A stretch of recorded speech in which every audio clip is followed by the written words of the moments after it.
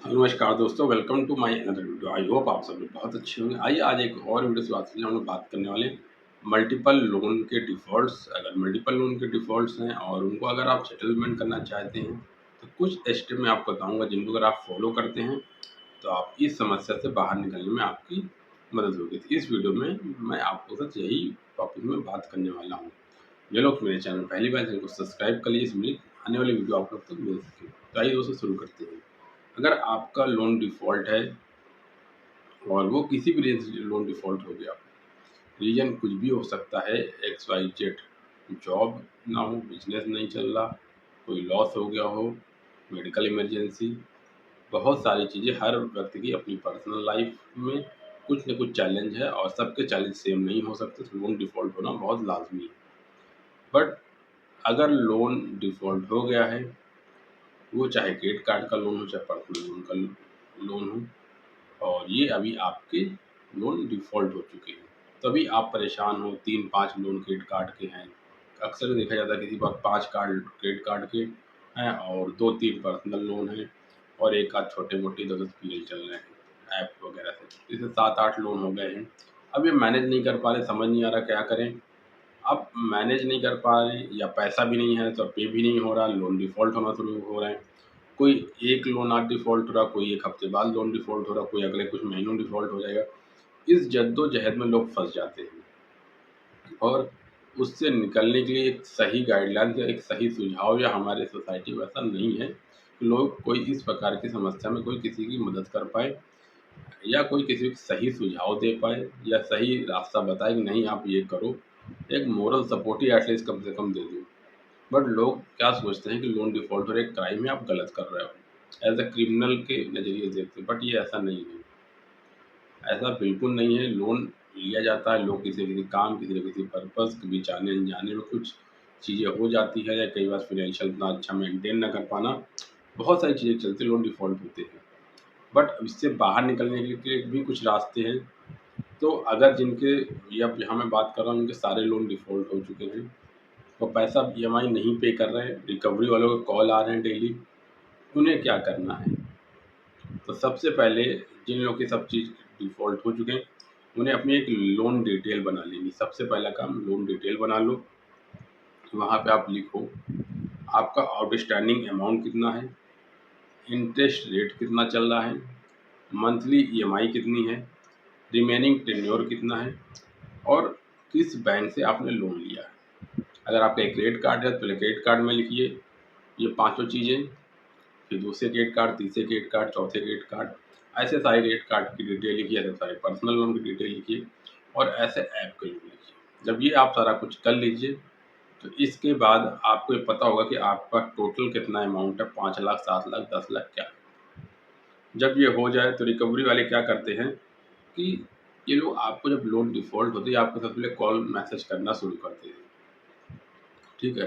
तो जब call message शुरू करते हैं, वहाँ पे आपसे परेशान करेंगे, कोई आपके घर आने की बात करेगा, कोई आपको फ़ोन में धमकी दे रहा हो, कोई आपसे पैसे माँग रहा हो, कोई गाली-गलौज कर रहा हो, कोई बैंक आपको फ़ोन ही नहीं कर रहा होगा।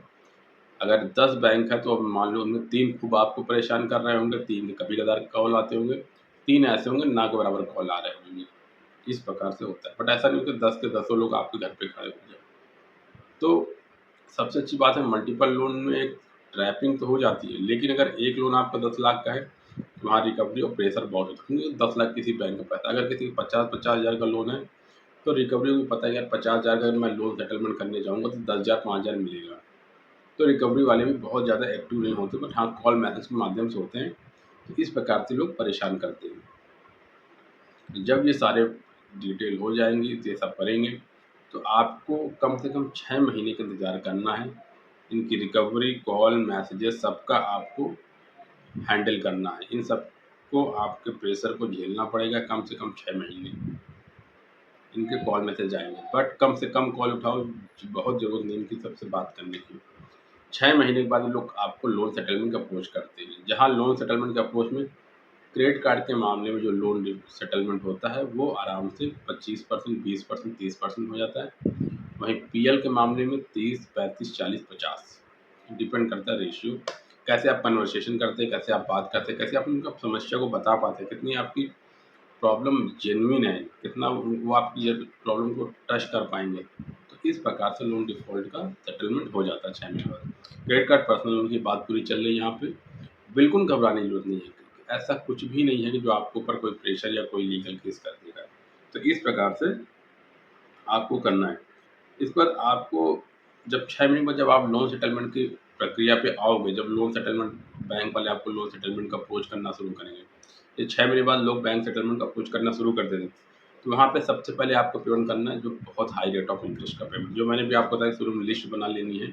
तो उस लिस्ट के दौरान आपको जो वो कोई बैंक है तो बहुत आपको बार-बार परेशान कर रहा, तो आप उसको सबसे पहले पेमेंट कर दीजिए।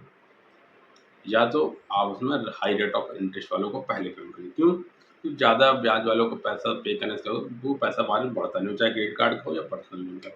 ये कर दिया, ठीक है। उसके बाद आपको कुछ बेसिक्स ये करना है कि जब आपका लोन डिफ़ॉल्ट होगा, लोन डिफ़ॉल्ट के अब 6 महीने आप इंतज़ार करोगे सेटलमेंट के लिए, उस 6 महीने के दौरान आपको कुछ टुकड़ों में पैसे इकट्ठा करना है। चाहे आपके पास से कोई प्रॉपर्टी है उसको बेच के, या कोई आपके पास सेविंग उसको निकाल के, या कहीं से आप अरेंज कर सकते हो फैमिली फ्रेंड से कुछ समय के लिए, उसको अरेंज करके, या आपके पास कोई फ्रीलांसिंग या कोई साइड में कुछ इनकम और जनरेट करके एटलीस्ट वो 6 महीने में आपको कुछ पैसे इकट्ठा कर लेने हैं, जिससे कि जब वो 6 महीने बाद सेटलमेंट की बात शुरू हो, तो वहाँ पे आप उनको पैसा वो पे कर पाओ। तो इस चीज़ को ध्यान रखना है। तो आपको ख़ास तौर से अपनी इनकम बढ़ाने पे बहुत विशेष जोर देना पड़ेगा, क्योंकि जब 6 महीने में जब लोन सेटलमेंट की बात स्टार्ट होगी, तो आपको वो चीज़ें ध्यान रखना है। तो इस चीज़ को मैं अक्सर कर बोलता हूँ, साइड इनकम या फ्रीलांसिंग कुछ करो, अनावश्यक खर्चों को कम करो, और कोई एसेट या पुराना व्हीकल या इलेक्ट्रॉनिक बेचकर कुछ लमसम पेमेंट को इकट्ठा अपने पास कर रखो, जब सेटलमेंट की बात आए तो आप कर पाओ। तो इस प्रकार से आप ये कर सकते हो। बट एक चीज़ है कि जब सब सारे सेटलमेंट करेंगे तो हमारा सिबिल स्कोर खराब होगा और भविष्य में लोन मिलने में दिक्कत होगी। लेकिन आप ये मत सोचो कि मल्टीपल लोन है तो बहुत बड़ा क्राइम है। आप एक लोन डिफ़ॉल्ट है, 10 लोन, सबकी प्रक्रिया एक है। एक क्रेडिट कार्ड मोटा अमाउंट होना रिस्की है, बट 5 क्रेडिट कार्ड 25-25 हज़ार, 50-50 हज़ार करके हो ना, वो उतना रिस्की नहीं होता। तो आप इस समस्या से निकल सकते हो। एक केस में भी कॉल आती है, 5 केस में भी कॉल आती है। अगर आप थोड़ा-सा पेशेंस, थोड़ा-सा अपने आप को समय, थोड़ा-सा चीज़ों को ठहरने का समय दो, लोन डिफ़ॉल्ट होने के 6 महीने तक रिकवरी वाले कॉल करेंगे, मैसेज करेंगे, घर आएँगे, होम विज़िट करेंगे, आपके फ्रेंड, फैमिली, रिश्तेदार फ़ोन करेंगे, कहीं ये नोटिस तो कहीं वो नोटिस, कहीं ये लीगल नोटिस, कहीं वो लीगल नोटिस, कहीं डिमांड नोटिस तो कहीं रिकॉल नोटिस। जो पैतरे अपना सकते हैं, जो रिकवरी के स्टैंडर्ड और जितनी नीचता भी कर सकते हैं, वो सब कुछ करते हैं। रिकवरी स्टैंडर्ड तो एक अलग बात होगी, नीचता की सारी हदें लोग पार करेंगे। उस दौरान अपने आप को थोड़ा-सा मेंटेन करना होगा और थोड़ा-सा पेशेंस रखना होगा, थोड़ा अपने आप को स्ट्रॉन्ग मेंटली रखना होगा, और ये आपको सोचना होगा कि समय निकल जाएगा और सब कुछ ठीक हो जाएगा फिर से। अपने आप को थोड़ा-सा समय दो और रिकवरी प्रोसेस से निकलना सब आसान है, इतनी बड़ी समस्या नहीं है। आप लोग इस समस्या से निकल सकते हो। आई होप दोस्तों वीडियो मेरी समझ में आई होगी। अगर जिनके मल्टीपल लोन्स है, क्रेडिट कार्ड है, पर्सनल लोन है, डिफ़ॉल्ट है, मल्टीपल चीज़ें हैं और इससे आप निकलना चाहते हो, ये वीडियो मेरी आप लोग को मदद करेगी दोस्तों। आज के लिए दोस्तों इतना ही। अगर आपको वीडियो पसंद है ज़रूर चैनल